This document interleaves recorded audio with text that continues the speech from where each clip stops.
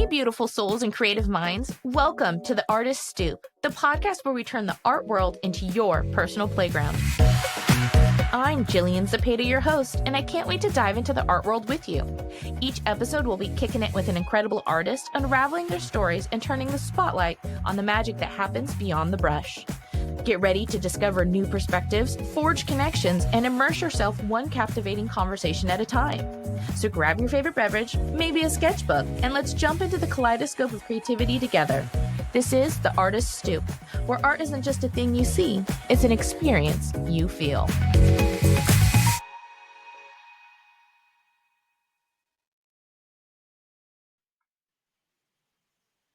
To another episode of the Artist Stoop. Today we have a special guest of Joshua West. He is an accomplished artist and educator from Azle, Texas.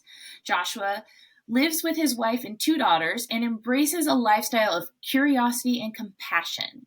He holds a BA in psychology and art from Stephen F. Austin State University and an MFA from the University of North Texas. Joshua creates stunning murals, teaches classes, and exhibits his work in galleries and art fairs. He is a member of the Fort Worth Artist Collective and the Texas Artist Coalition. Join us today as we explore his artistic journey and the community impact. So welcome to the podcast today. Thank you. I'm happy to be here. Yeah, I'm happy to have you on. You just recently showed at the other art fair, and it's a theme. Mm-hmm. It's a theme lately. You are the first of the many artists that I don't want to say recruited, but I went on a recruiting spree at the other art fair over Mother's Day weekend to find more artists. And actually, you were one of the artists that I didn't have a chance to talk to because every time that I passed by your booth, you were always talking to someone, and I didn't want to interrupt, but I remember like walking by, and your pieces were bigger on the bigger scale, and it was different than anything else at the fair. Did you notice that your work was? I try to make things that are different than anything else that you see.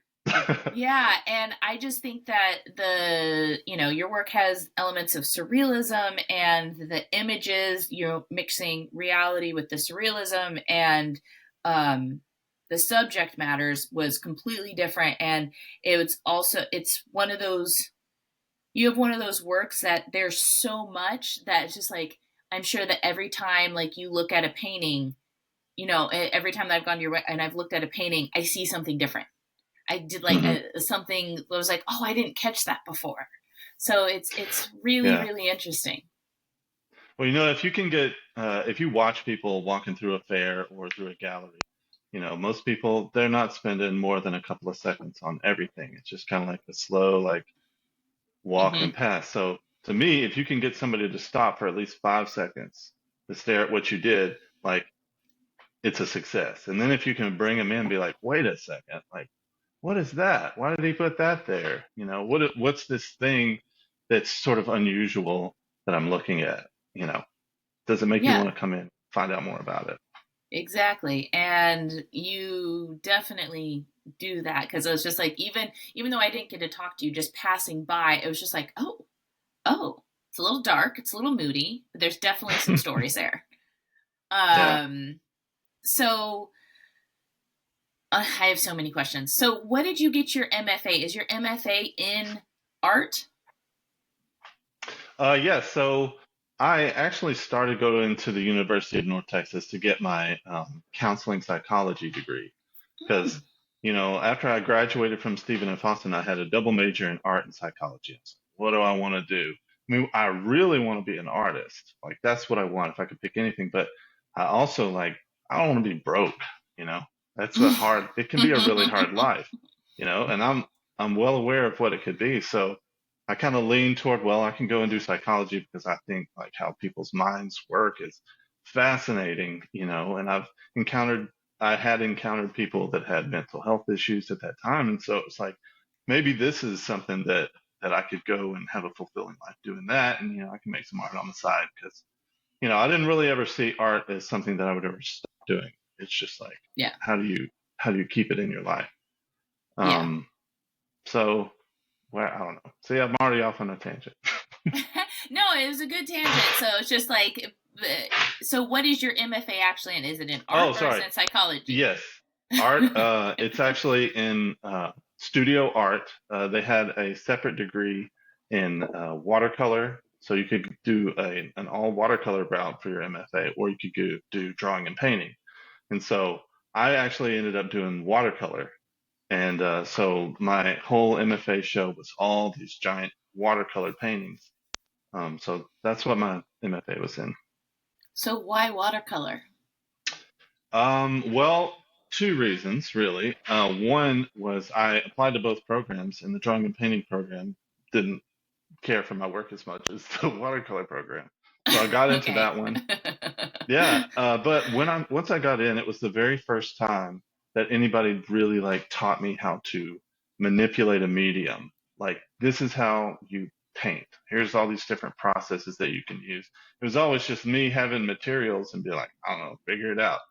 Yeah, exactly. So it was extremely useful, and also the guy that started the program, his name was Rob Ertl, and his paintings were just like the most exquisite, beautiful, abstract watercolor paintings that I'd ever seen. I'd never seen watercolor do the things that he made it do. So like Yeah. sucked me in.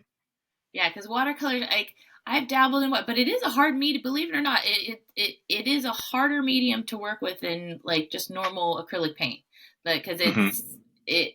Well, but it's just there. It either like spreads, or you have to have the ratio of water to paint correctly, and then how you use your brush to do the different strokes, or to get it to move around on the canvas, or Hmm. the certain type of paper that you use for it. Right.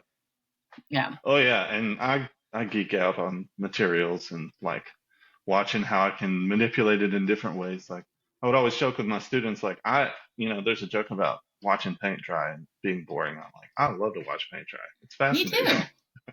It is So, interesting to watch like the color change and how it affects other things, and it's amazing to me. You know what really bothers me about mediums? You ready for this? On the bottles, golden and Liquitex, are you listening? There's hmm. no instructions on how to use any of them.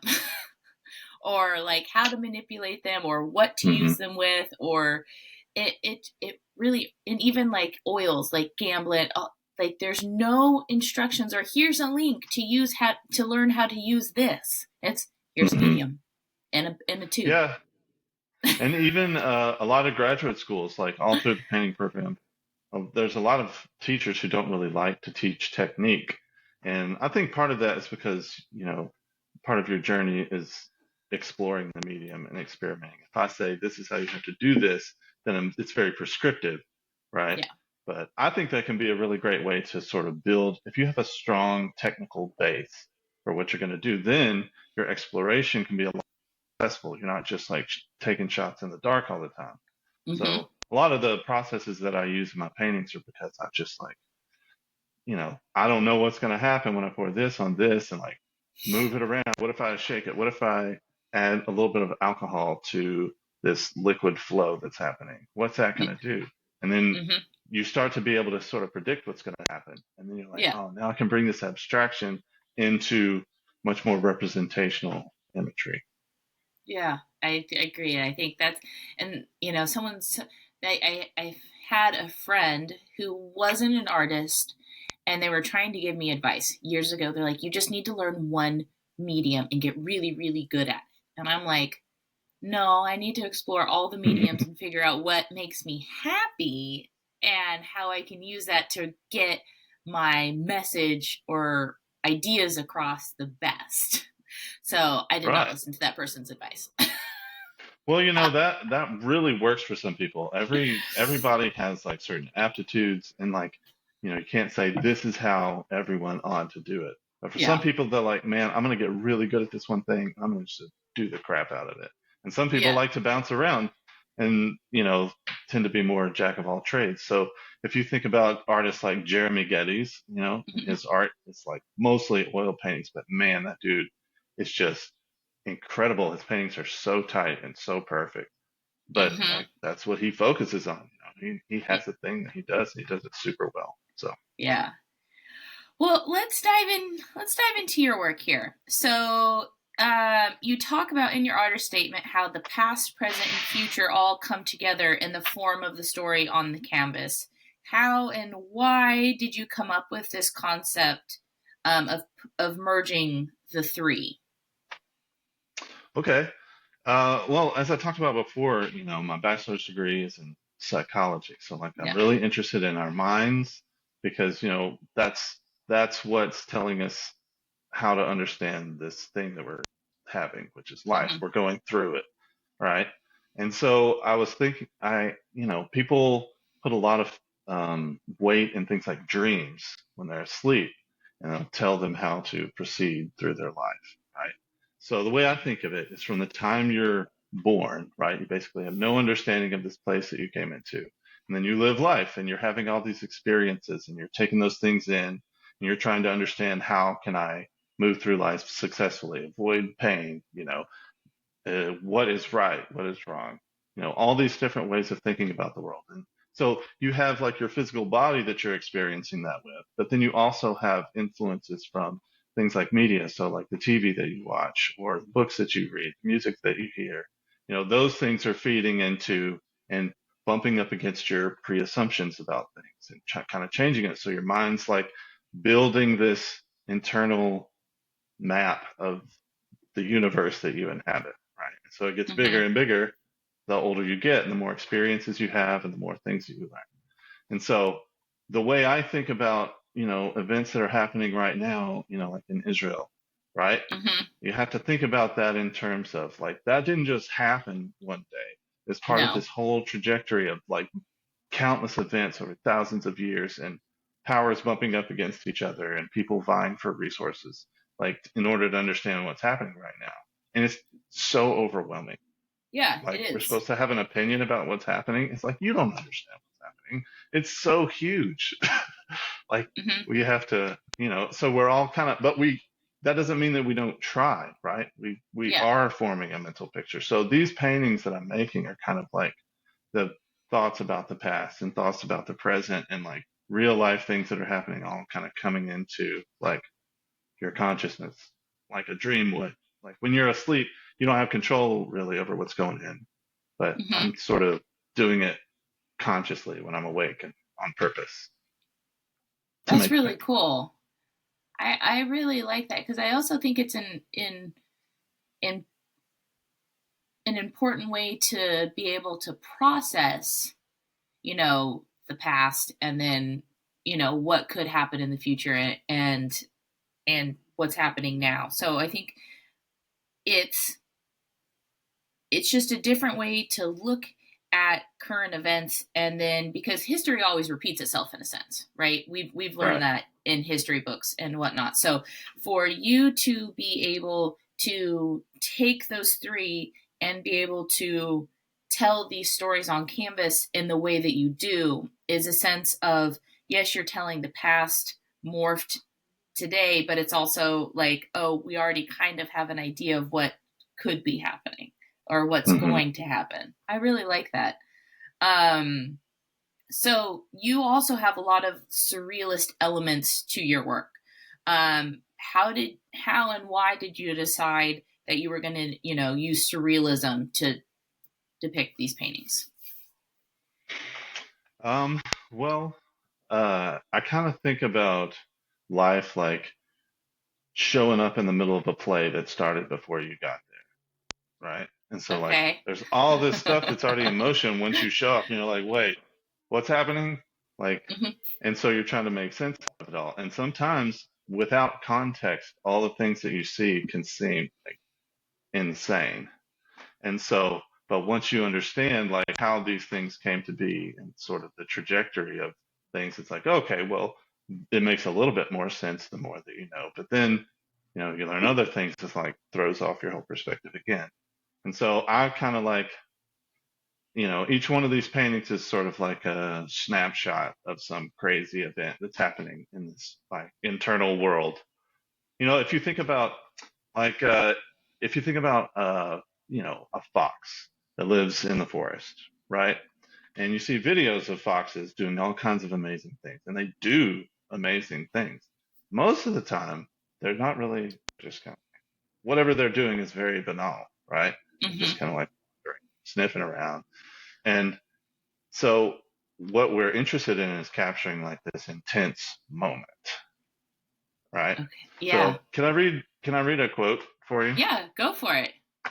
Okay. So there's this artist named Paul Kingsnorth. He wrote a book called Savage Gods, and it's a Okay. really, really great book. Anyway, in his uh, in his book, he's talking about like why he writes, and he thinks about writers as the same as like artists and musicians. You're all kind of like trying to bring something into the world. So Yeah. he describes it like this: in your multiplicity, in your contradictions, in the pulsing thrum of all your wanting and all your loss, is your chance to make something that might matter. Is your chance to capture the pure, intense moment in all its rage, as if time were cast away from it forever. And so it's like, if you're gonna take the time to like craft this thing and you're trying to make it be a meaningful thing, Hmm. like do it as hard as you can. And so like Yeah. these paintings, they may seem weird and intense, but it's because like all I have is this rectangle and I'm trying to stick as much on there as I can, you know, Yeah.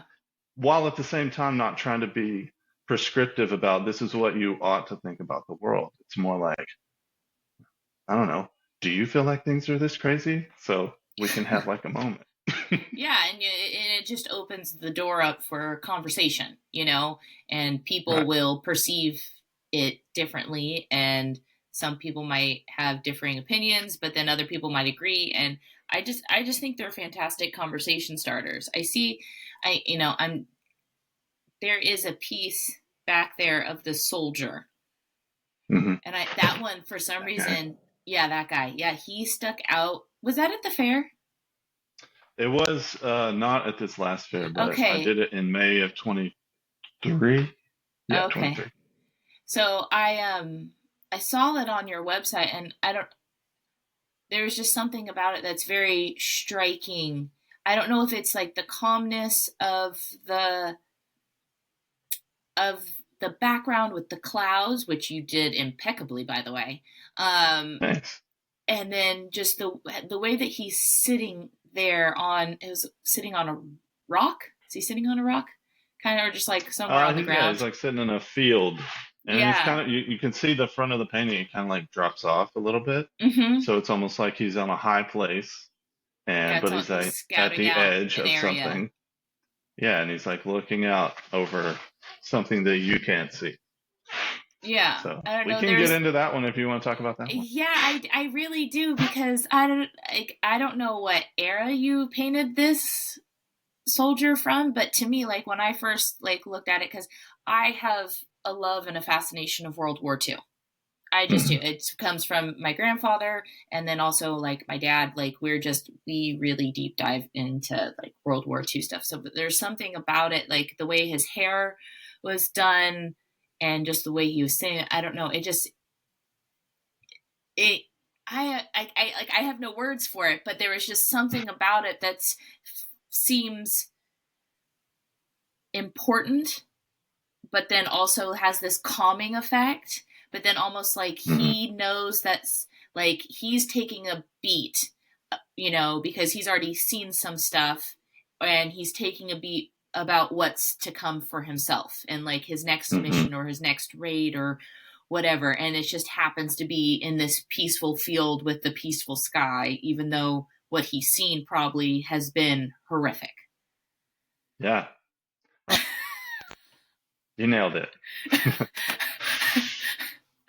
Well, so paintings for me they are a chance to kind of like grapple with how you understand reality, but it's also a chance to like make something that is beautiful. It's not, and also to like pay homage to other artists that I think are amazing. So there's references in lots of my paintings to other artists or to writers or to just like any any individual who's creative that like something about them fed what I was trying to make. And so that painting is called Just a Man in a World of Gods. and he's holding like a little statue in his hand. It's a horse, guy on a horse. It's Don Quixote de la Mancha. So, are you familiar with the Yeah. story? Yeah. All right. So, it's a really long story, and it's a lot of weird stuff that happens in it, right? But Yes. ultimately, you have this guy who's wealthy and he's old, he's out of his mind, dresses as a knight, and he goes around and he thinks he's rescuing damsels in distress and battling dragons, but he's really just fighting windmills. So, but what I took from it was like, you have this guy, even though he's crazy, like he thinks what he is doing is important, and he is in his mind, he is putting himself at risk to help other people, right? I'm going to Hmm. fight this dragon to rescue this woman. And even though it's not really a dragon, right? I thought about how, you know, as we move through life, sometimes we become part of things that are bigger than ourselves. It could be you're part of a church, or you work for the government, or you're a teacher at a school. Like you're part of a bigger thing, right? We always are. And Yeah. sometimes what what you think you're doing as part of this group is not actually what's happening, right? So take, for example, the military. People, we love the military. We have to have a military to Yeah. protect us. So Hmm. thankful for that they're there and have lots of relatives who are in the military. Yeah. But it's also this massive thing, and it's a tool that's been used to do great good and to liberate people. But it's also been used to be a boot on people's neck and to take resources from one place to another when maybe they don't necessarily have the right to do that, right? Hmm. I mean, we committed genocide against the Native Americans. Like, it's Yeah. not really controversial to say that. That That's is what facts. happened, right? It's facts. It's us. That's facts, right?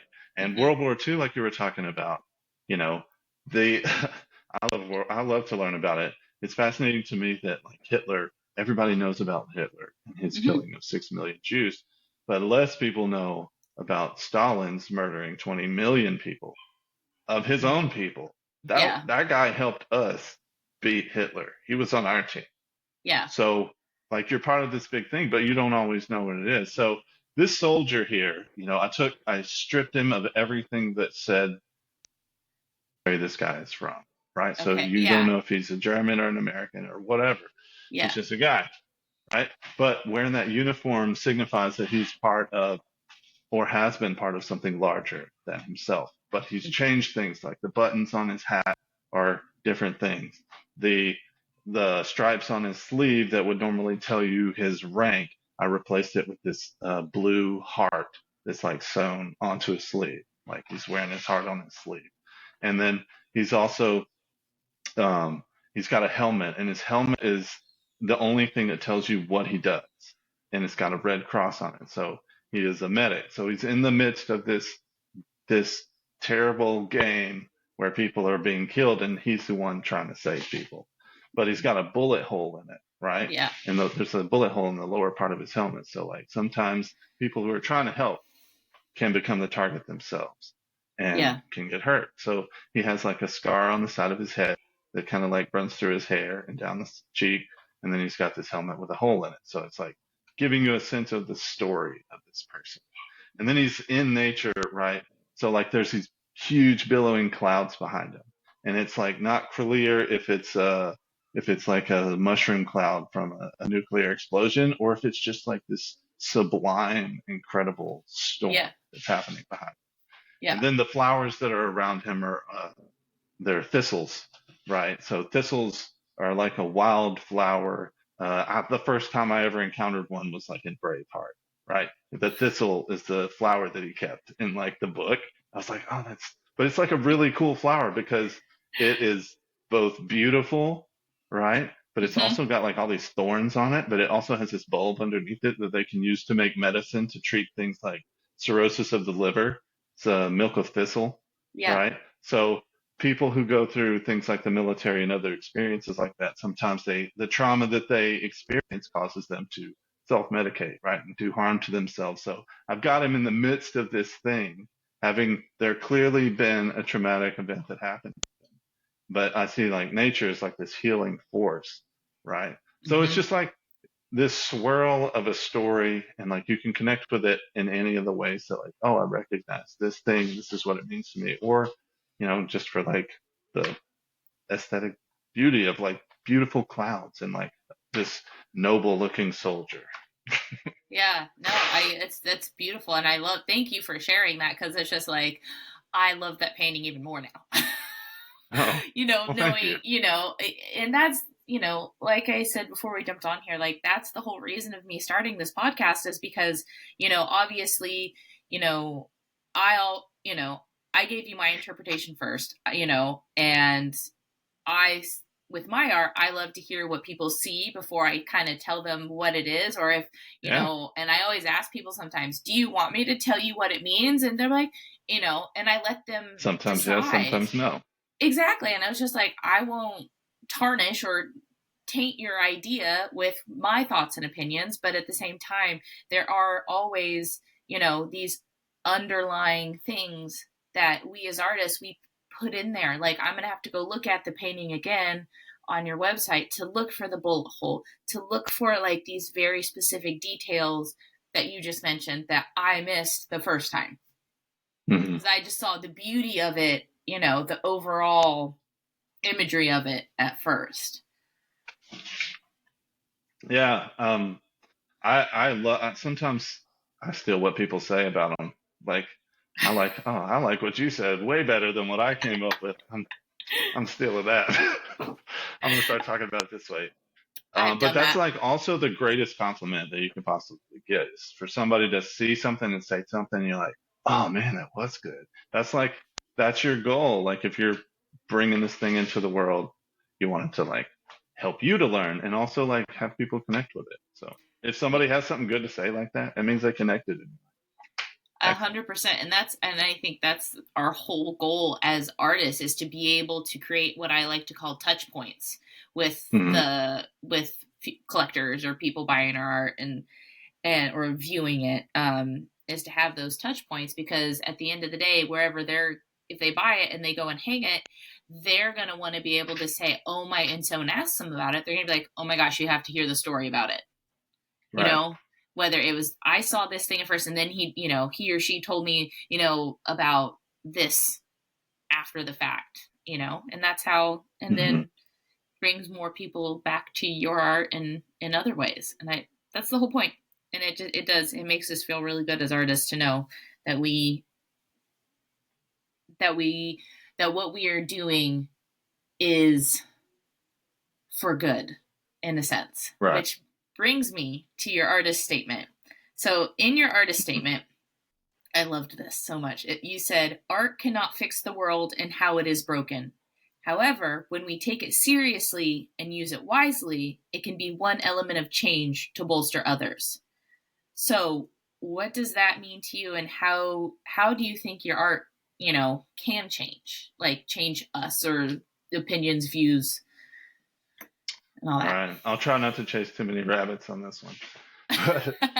So, well, okay. First of all, if you're trying to make a statement about the world and how it is, and try to help people to come to a better understanding, first of all, you have to come to that with a sense of humility about Hmm. like who you are. It takes a lot of your life's effort to just learn how to make things like paintings, right?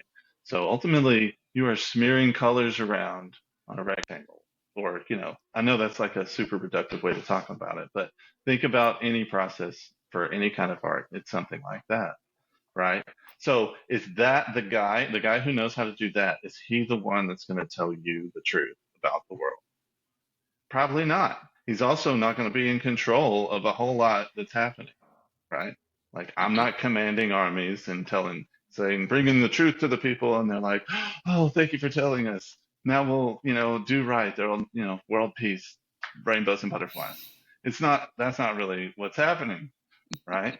But so the things that we have put in place, systems as human beings that we have, for trying to help us to live better together, without killing each other, and to have certain values that, I mean, some cultures that is a value, is being really good at killing other people. The Spartans, right?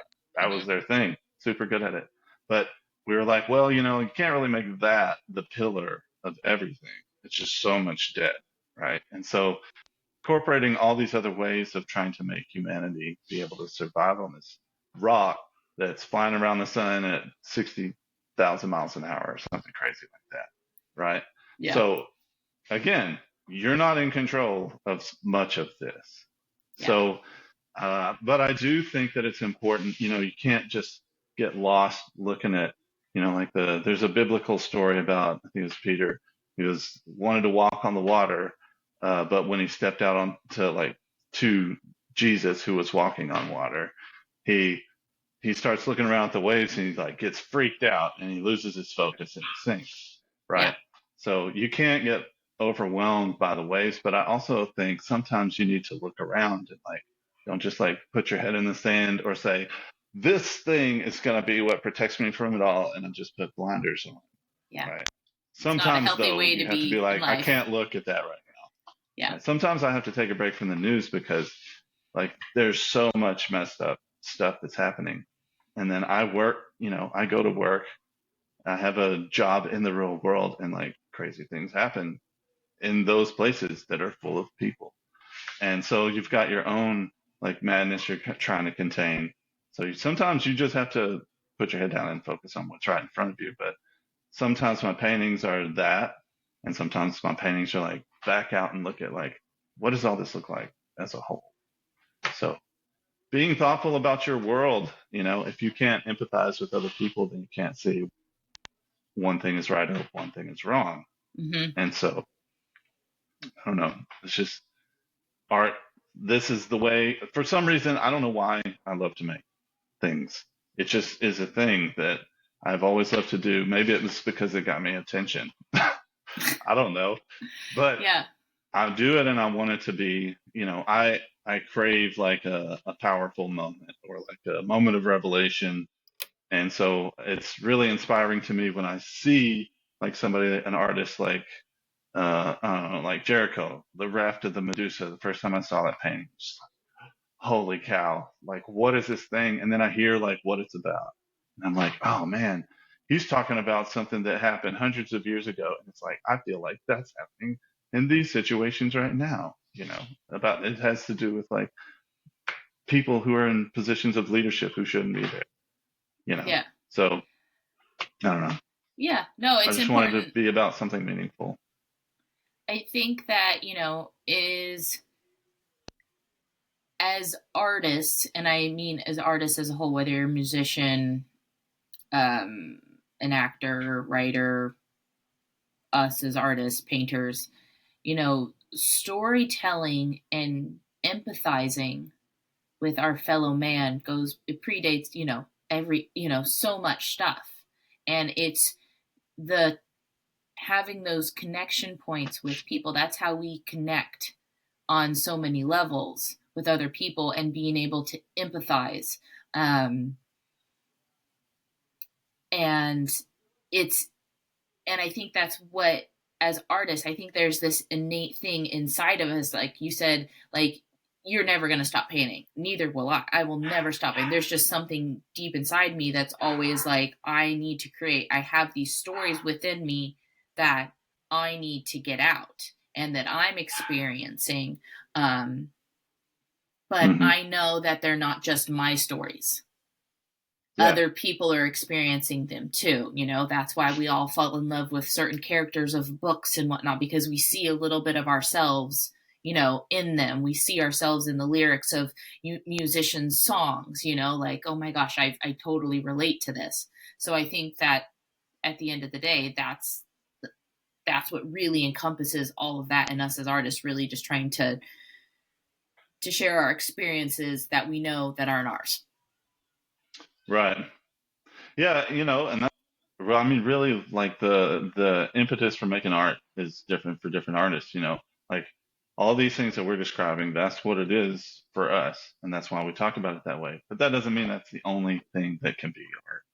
Yeah. Sometimes art is about like stepping away from all of that. Mm-hmm. Sometimes it's all about focusing on beauty. But I do try to find things that are universal. You know, so like the an interview with him one time, and he said that advice that he gives to like young comedians who are trying to figure out what is my subject matter, what do I make my art about? He said, make it about what you know. And they're like, well, what if people can't relate to it? He said, well, in the specific is the universal, right? Hmm. So like anything that happened to you, you may think your experience is super unique and that nobody's ever been through anything like that before, but that's just because you haven't talked to enough people. Right. You'll find that people have, whenever I was in my early 20s, my younger brother died in a car accident, and like it became something that was very much, it almost like consumed my identity, was that my brother had passed away. And so it wasn't long after that I started teaching at University of North Texas. And so I was teaching watercolor classes, and so like I'm helping students develop what is the concept behind what you're making, what ideas do you bring to the table. And so I would get them to tell me, sometimes they would tell me about their life. And like the more lives that you hear about, you're like, oh, wow, I am not even close to the only person that's been through this. This isn't super rare. Like all these people can, have a sense of what you feel and what you're experiencing. So no matter how alone you feel, like you're really not. Like, Yeah. Yeah. And I think that's just, that's what we do, is to bring people together in, a different way, in a different art form, yeah. Um, so speaking of subject matters, your Hmm. subject matter is quite vast. You have portraits of children, you have the war, you have some kind of landscape type stuff. How and why do you come up with the subject matter in your paintings? Like, how do you go, I'm going to paint this?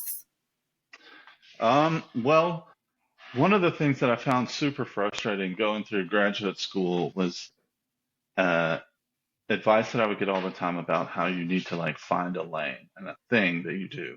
And the fact of the matter is like it's not entirely wrong advice. If you're too all over the place, it can cause you problems. But I was like, but I want to try all these things. I want to make paintings that contain my thoughts about social and political issues. But I also want to make paintings that are just like a celebration of incredible beauty. I love like camping and going hiking, and like we don't get to do it enough, but like I crave it. For years I was able to go like on a trip to Big Bend and like just go camping like with one other guy, just like hang out and just go walking through the canyons and just see just the most incredible landscapes. My brother-in-law and I used to do it. I went with my best friend, and it was just like these moments of stepping away and just being immersed in like real nature. You're really exposed. You are thousands of miles from, or hundreds of miles from lots of things. And there's all kinds of stuff in here that could eat you or cause you not to make it out. And, that is wonderful and amazing and beautiful. And I think you need to put yourself in those positions sometimes. So, and then sometimes I want to, I'm an artist. Like, how could I not ever paint my beautiful daughters or my wife who I love so much? And like their faces are just so beautiful to me and so full of stories that like I have to paint them too. And so I'm like, I can't figure out where to stop. No, I I want to bring it all in. I want it to all be part of what I make in my art. No, it's great, and obviously, there's a lot of artists out there who have like the same subject matter, and so that's why they have this collection where it's like the same concepts over and over again. But I too, I understand you, and I feel you, because I too don't always end up painting the same thing. Like, I have ideas for other things that I was just like, but I need to do this, but if it's might be odd because it's not what I normally paint, but I have this idea for this that I need to execute and get it out of my head Hmm. because it's a part of me. So, Right. I mean, You, the other art fair this year, this was the first time I've ever included any of my abstract paintings, my like non-objective paintings, mhm. into a show of my work. So I'm like, does this stuff go together? But like, I put it together with it a lot, and I'm like, no, I feel like it does. And even my totally abstract work, it's not just, I didn't just swap some paint around. Like, it's an idea, but it's an idea for a thing that I don't have an image. I don't have like a little guy on a horse to tell you about the story. This is just but this is what it feels like to me, and here's the story.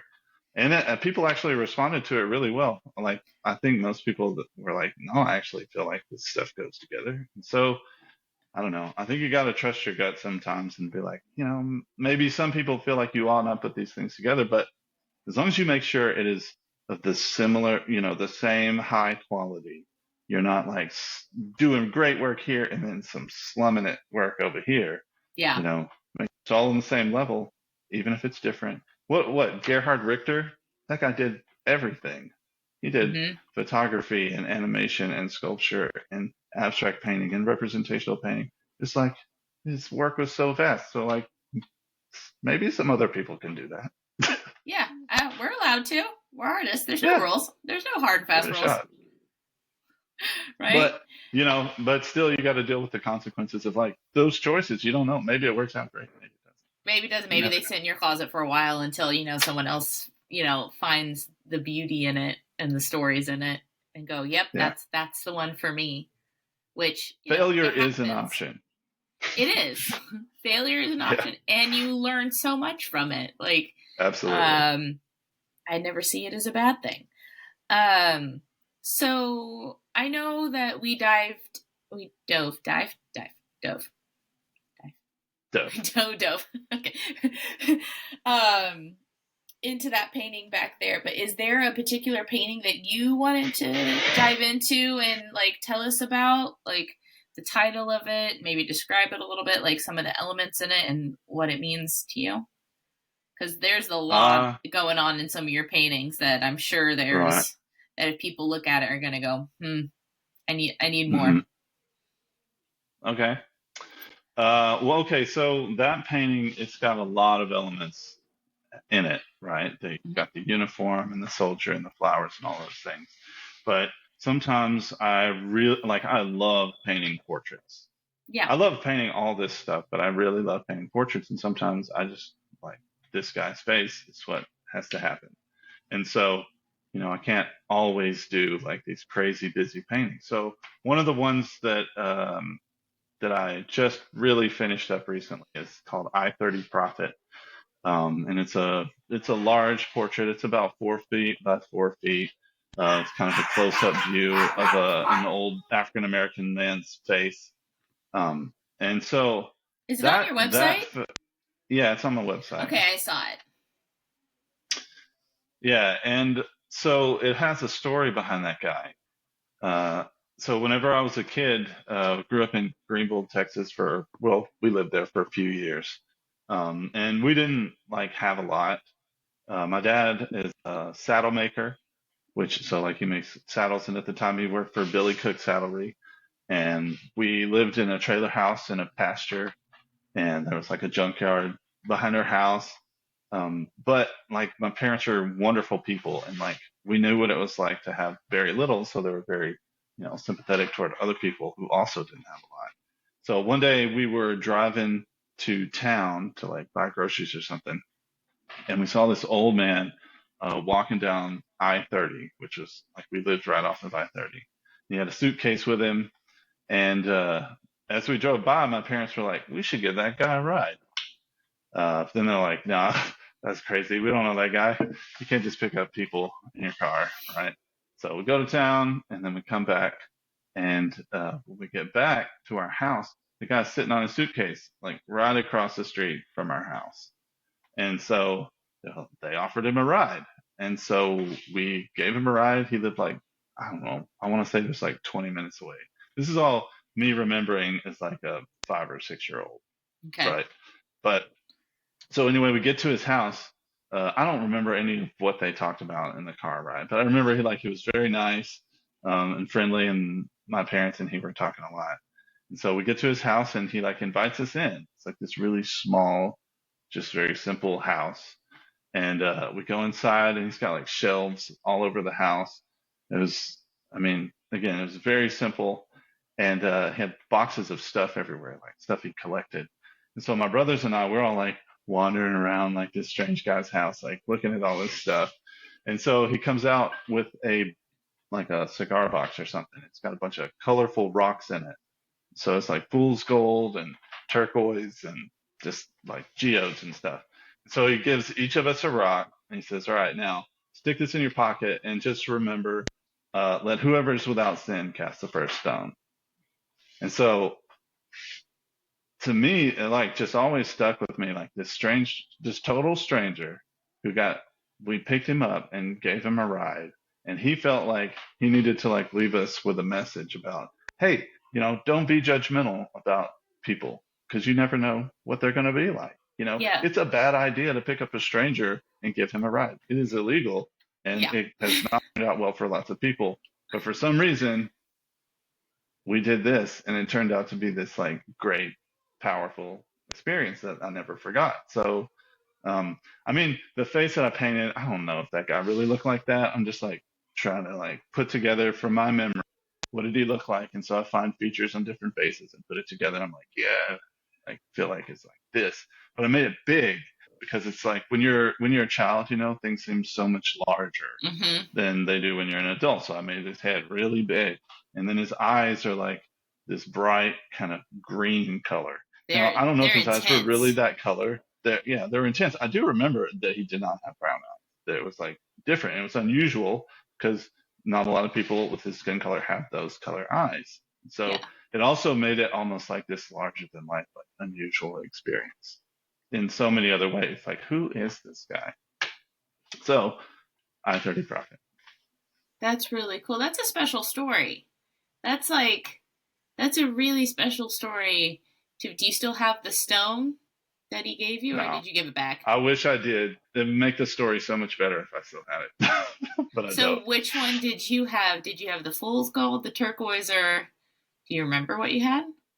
I think I took like the fool's gold because it was like shining and unusual. It's kind of got like this jagged sort of edge. I'm pretty sure that's what I got. That's interesting. And yeah, what a beautiful message for him to like stop and say that to, because obviously he was dressing you three and not your parents as Right. children. That's I'm sorry. Hmm. The writer in me is like, okay, there's a story here. What could like what was his background?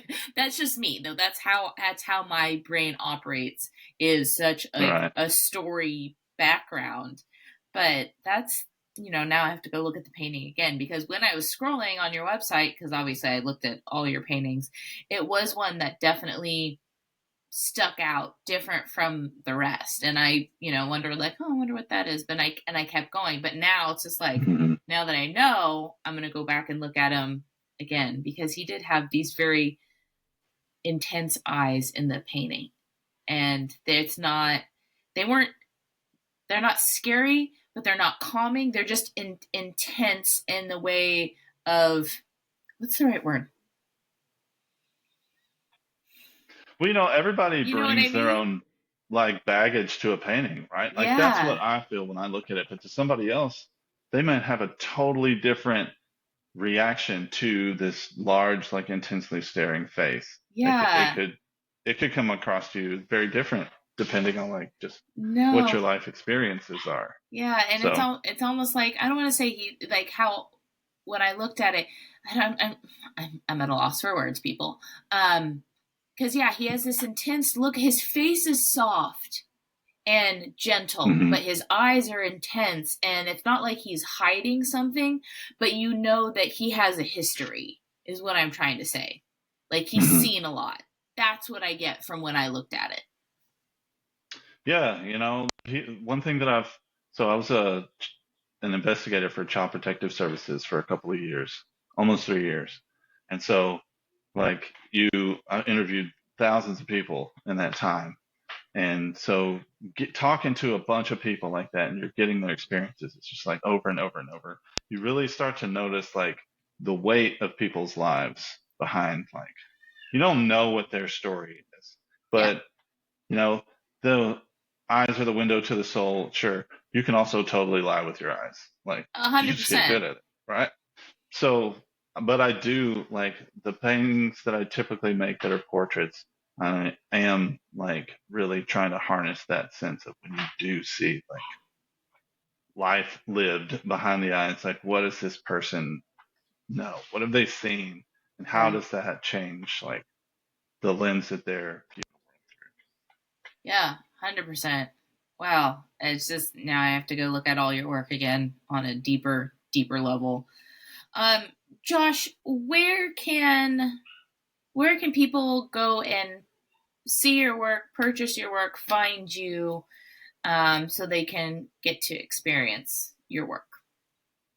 Well, I show at a gallery in Fort Worth called the House of Neville sometimes. Okay. And I also show at a place called Fort Works Arts Fort Worth, not Fort Works Art, Arts Fort Worth, which was also like the Fort Worth Community Arts Center. I've had a number of shows there. You can find it on my website, joshua-west.com, or Mhm. DM me at my Instagram. So Okay. DM on the Josh Instagram. West Art. There we go. Well, Josh, and I will make sure everyone to include, obviously all that information in the show notes and the few paintings that we talked about, and then obviously the link to his website so that you can go and look at all the other paintings as well. Well, thank you so much, Josh, for coming on today. I really, really appreciate it. I'm glad that you know, we were able to do such a deep dive into the meaning of it, and you were my first psychologist on hand. So, you come from a different. Your work has a different, unique twist to it than other artists, and I really like that. So, thank you Well, so thank much you. for coming on and sharing your stories. Thank you for having me. I really enjoyed it. And that, my friends, wraps up another colorful episode of The Artist Stoop. A huge thank you to our incredible guests for sharing their art and stories. If you enjoyed the conversation as much as I did, make sure to hit that subscribe button so you never miss out on the next Stoop chat. And don't forget to spread the love. Share your favorite episodes with fellow art enthusiasts, and let's build this community together. Connect with us on social media at JGuze Studio and Jillian Zepeda Art for behind-the-scene peeks, artist spotlights, and a sneak peek at my own art. Until next time, stay inspired, stay curious, and keep that creative fire burning. This is Jillian Zepeda signing off from the Artist Stoop. And remember, the world is your canvas, so paint it vividly.